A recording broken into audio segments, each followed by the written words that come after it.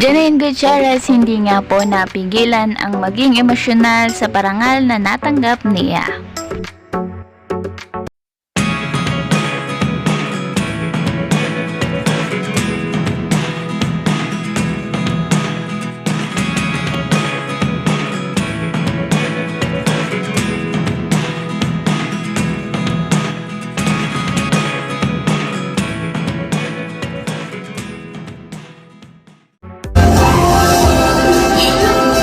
Kakahulog ko lang sa upuan ko.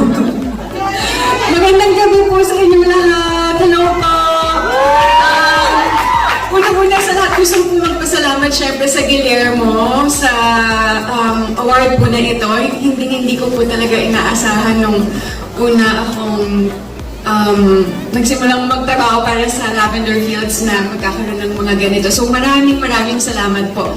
Thank you to Dreamscape, to ABS-CBN, of course, to Sir Deo and Tito Leo na inumpisahan tong project kasama ako. And of course, sa co-actors, Echo, Ate Jody, Ate Jolens, and Direk Manny, Direk Jojo, at sa lahat ng bumubuo sa Dreamscape. Thank you talaga, maraming salamat po.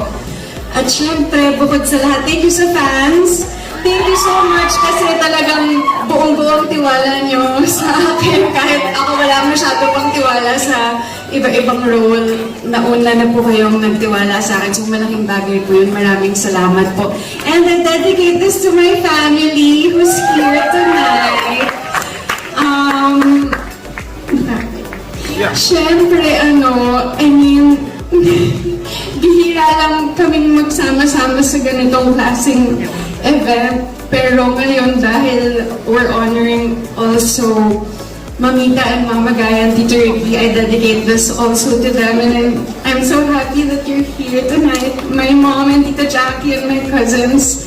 And yun lang. Salamat din sa mga lola ko kasi sobrang laking inspirasyon nila.